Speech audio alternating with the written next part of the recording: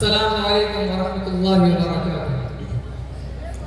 حامدا ومصليا ومسلما أما بعد، فقد قال الله تعالى أن الأرض يرثها عبادي الصالحون.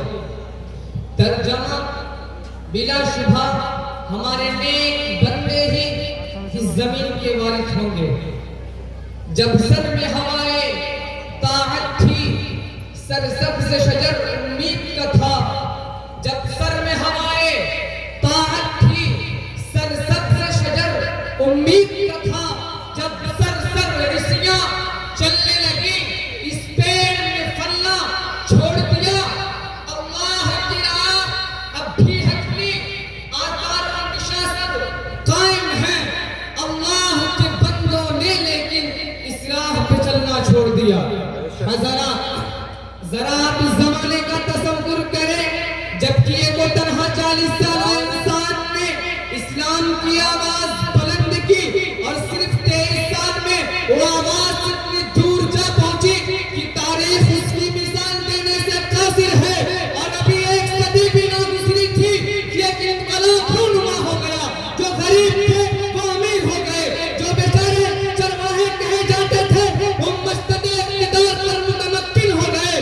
جنہیں دنیا والے ان پڑھ بدو کہا کرتے تھے، ان کا سیل رواں اتنی تیزی سے بڑھا کہ اور مسکون عالم پر ان کے تہذیب و تمدن کا ڈنڈا بجنے لگا.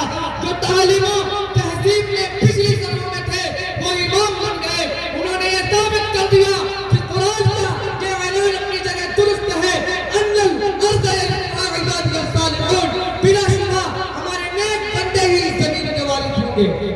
مسلمانوں کے عروج کی داستان اتنی دلچسپ، حوصلہ افزا اور روح پرور ہے کہ آج بھی کو پڑھ کر رونگٹے کھڑے ہو جاتے ہیں. علامہ اقبال نے کیا خوب کہا تھا: دشت تو دشت ہے، دریا بھی نہ چھوڑے ہم نے.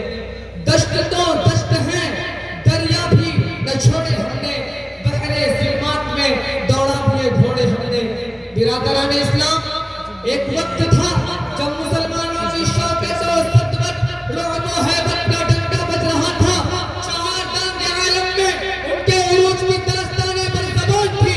وہ نیک تھے، راست باز تھے، صاحب صلاحیت تھے، موجد تھے، محقق تھے، علم دوست تھے. اور سب سے بڑی بات یہ تھی کہ ان کے دلوں میں خدا اور رسول سے اتنی محبت تھی کہ وہ جتنی محبت اپنے مال و دولت اہل و عیال سے بھی نہیں کرتے تھے. یہی وجہ تھی کہ وہ جدھر رخ کرتے تھے انہیں فتح نصیب ہوتی تھی. وہ جس در زمین پر قلب رکھتے تھے وہ ان کو قلب چھوڑنے کے لیے بے قرار نظر آتی تھی. سچ کہا ہے کہنے والے نے: جدھر رخ کیا سلطنت زیر فرما. جدھر رخ کیا سلطنت زیر فرما. جدھر آنکھ اٹھائی ممالک مسخر، مگر آنکھ وہی قوم آج ذلیل و خوار ہو رہی ہے. وہی اسلام کے نام لیوا آج بے گھر پر شکست کھا رہے ہیں. چین سے لے کے افریقہ کے ساحلوں تک جہاں تک یہ مسلمان زندگی کے میدان میں شکست کھاتا چلا جا رہا ہے. آخر کیوں؟ کیا ہم نے کبھی سوچا؟ سوچئے، سمجھئے.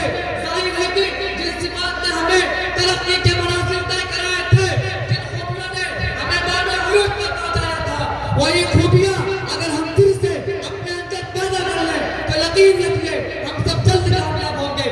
اب میں پھر سے اسی شاعر مشرق، نباز فطرت، ڈاکٹر علامہ اقبال کے مشہور و معروف اشعار کو دہرانا چاہتا ہوں کہ جب سر میں ہوائے طاعت تھی، سرسبز شجر امید کا تھا.